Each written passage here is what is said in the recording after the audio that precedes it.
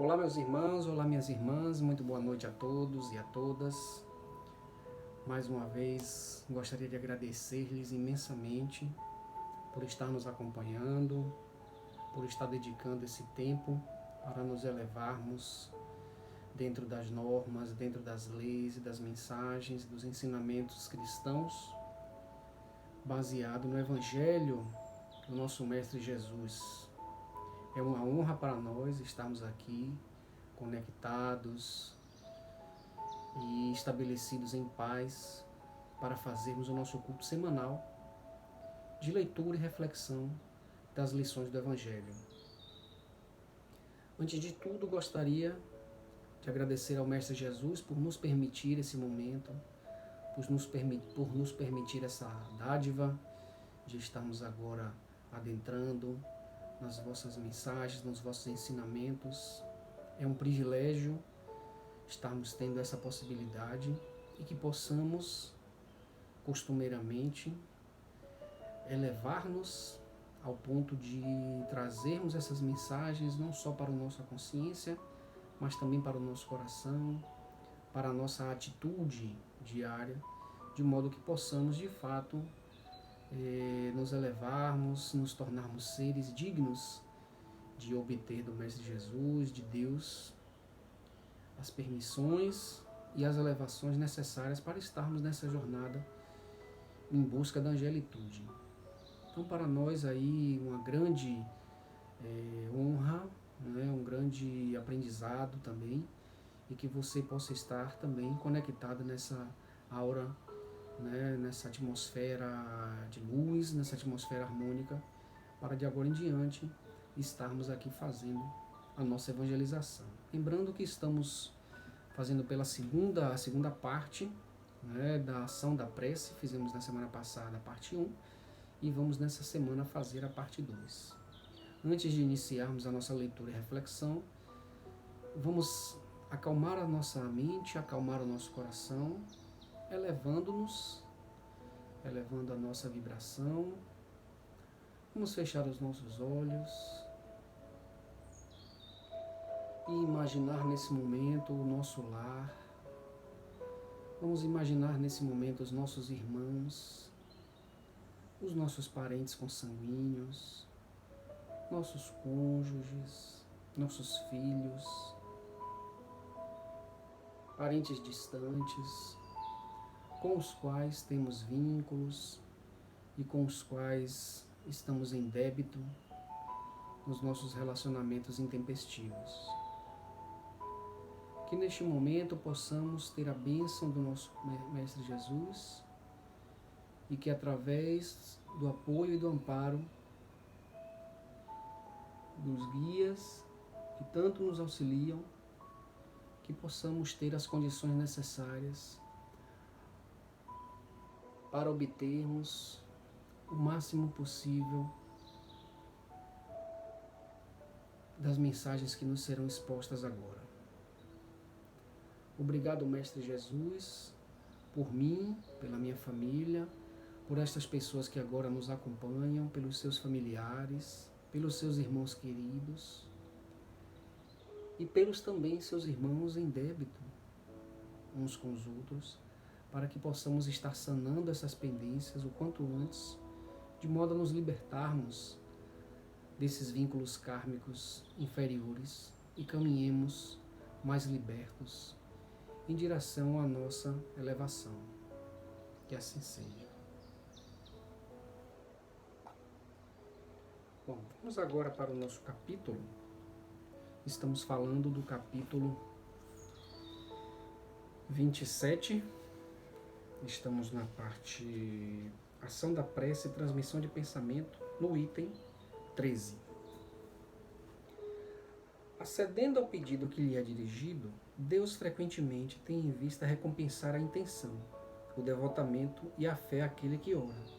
Eis porque a prece do homem de bem é mais meritória aos olhos de Deus e sempre mais eficaz, porque o homem vicioso e mau não pode orar com fervor e a confiança que só é dado pelo sentimento da verdadeira piedade. Do coração do egoísta, daquele que ora nos lábios, não podem sair senão palavras, mas não os impulsos da caridade que dão à prece todo o seu poder. Isso é tão compreensível que, por um momento instintivo, a pessoa se recomenda de preferência às preces daqueles nos quais se percebe que a conduta deve ser agradável a Deus, porque são mais ouvidos. Então é importante que nós lembremos aqui, né, tal como as instruções, né, do Evangelho, que a verdadeira prece é a prece sincera do coração.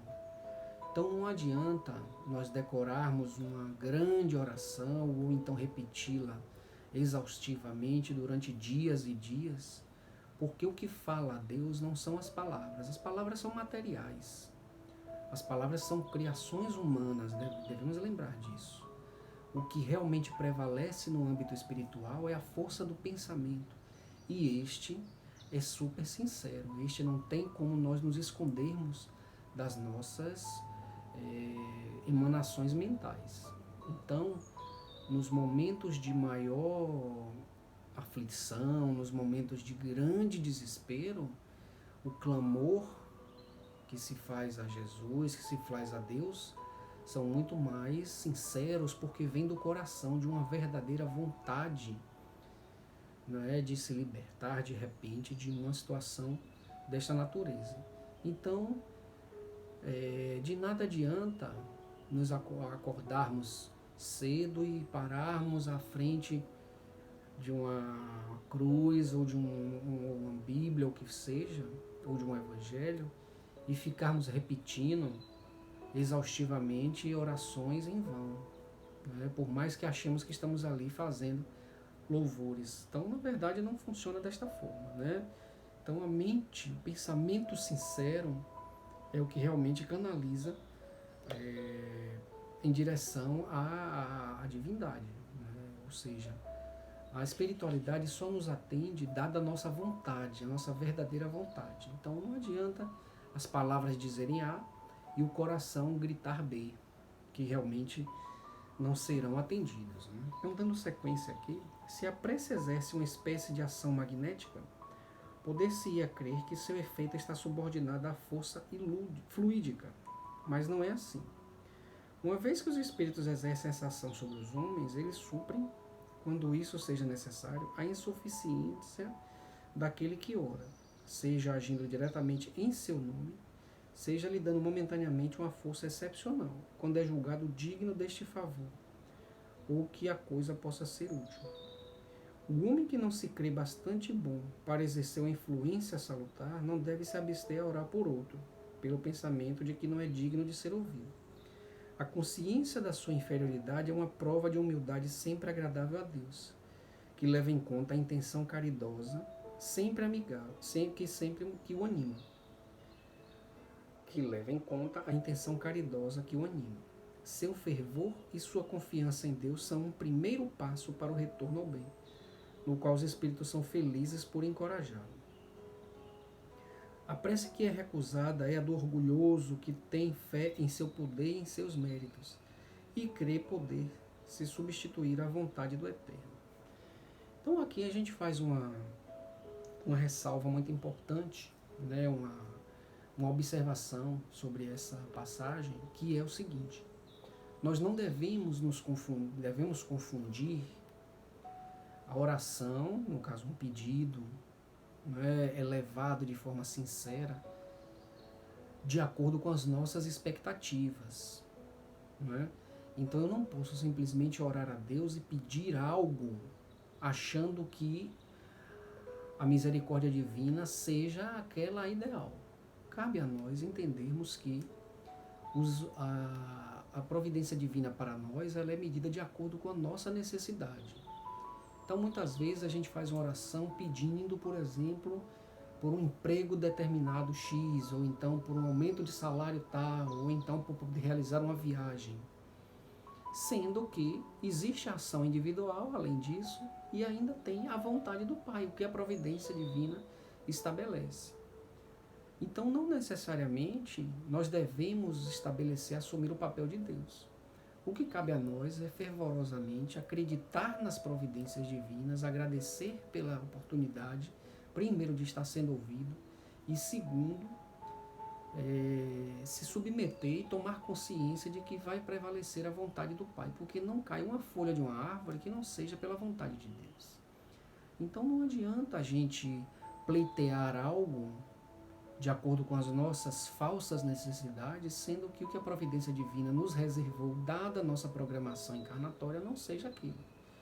Se fosse assim, todas as pessoas que pedissem riquezas seriam ricas, todas as pessoas que pedissem um cônjuge, seja um marido ou uma esposa, seriam atendidos, todas as pessoas que desejassem um filho rico seriam atendidos, e nós sabemos que não funciona desta forma, né? Então, que nós também entendamos, né, uma outra parte importante dessa passagem, é que não é a nossa sentimento de pequenez que deve inibir uma oração, que deve inibir uma conexão com a divindade, porque todos somos filhos de Deus.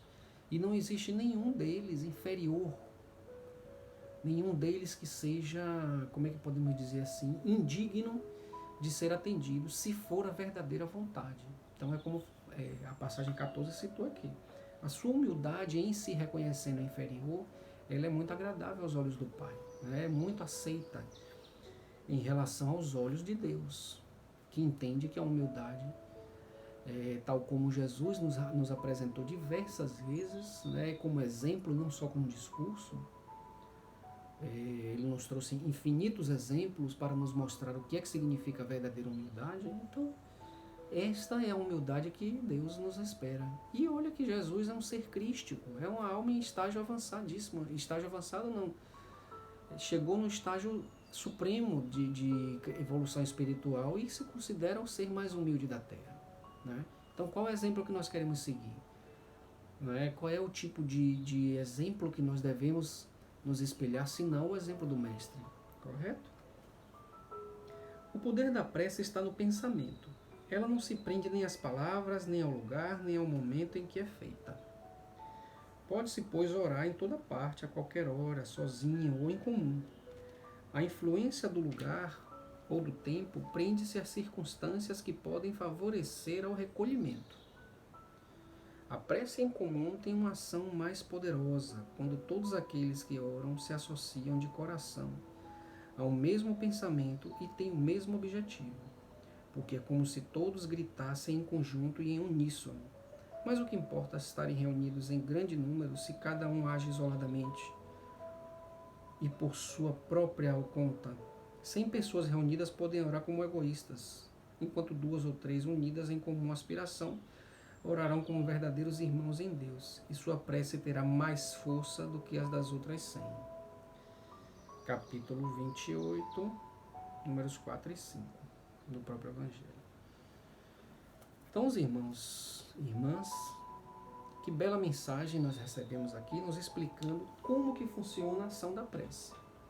A prece é pensamento, a prece é elevação, a prece é mentalização, a prece é a comunicação espiritual com seres mais evoluídos, direcionados àqueles mais necessitados, ou para agradecer graças alcançadas, ou para agradecer, inclusive, pelos sofrimentos pelos quais passamos, como sendo refrigérios para a nossa alma. É porque nós ainda não estamos na consciência plena de que nós estamos num planeta escola. E tal como planeta escola, nós não estamos aqui para ensinar nada a ninguém, apenas aprender. Nos desprender dessa matéria pesada através dos exercícios, dos experimentos e da verdadeira vida. A vida verdadeira, a vida espiritual. Mas o experimento da matéria, entendendo suas limitações, entendendo suas imperfeições e nos colocando como seres dignos de estarmos neste local exatamente onde nós estamos, com as pessoas que nós estamos, passando pelas tribulações que nós estamos passando. Sabemos que não é fácil, né? Essa consciência chegou para muito poucas pessoas, mas que nós nos esforcemos, que nós elevemos a nossa mentalização, elevemos a nossa oração verdadeira, de coração, que nós conectemos não os nossos lábios, mas a nossa alma ao nosso Deus, primeiro, para nos colocarmos em gratidão e como dignos da vida que estamos levando, por mais complicada e por mais difícil que ela pareça ser. Porque se é por isso que estamos passando, é fortalecimento da nossa alma para os exercícios que virão no futuro, porém serão exercícios não de sofrimento, mas serão exercícios de amparo, serão exercícios de auxílio. E que estejamos preparados para alcançarmos esse momento. Correto? Então, nesse momento, nós vamos encerrar o nosso Evangelho. Eu gostaria de fazer uma oração especial para dois irmãos nossos, um casal muito querido, que nesse momento passa por provações, que nesse momento passa por experimentações, dada a vontade do nosso Pai,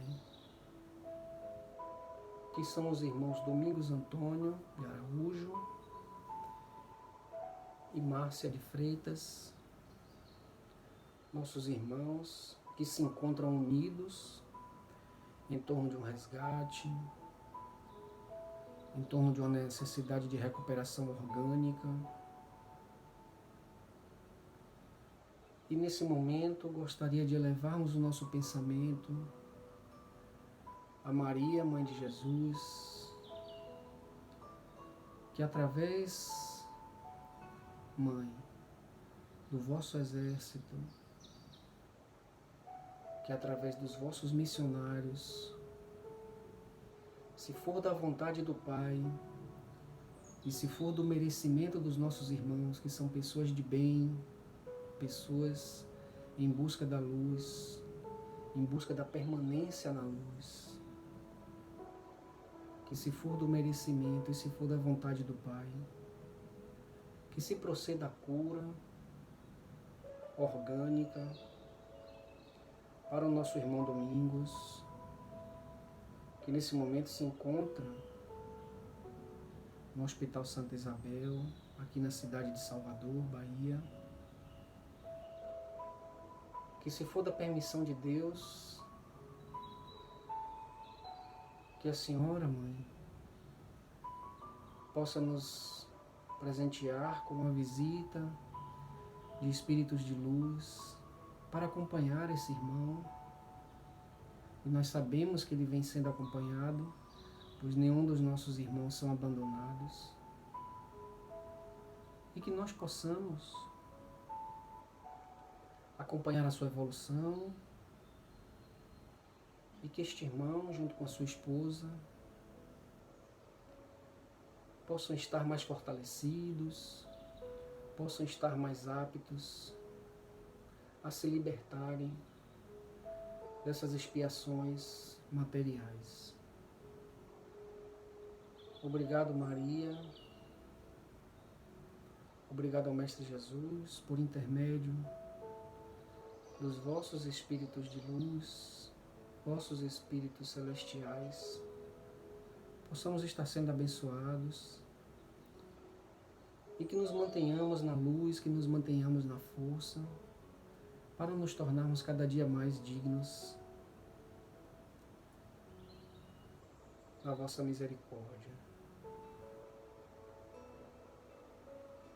Que nós possamos de fato escolher, buscar o reino de Deus, e que esperemos as aquisições materiais como sendo complemento do nosso propósito na vida espiritual. Que assim seja.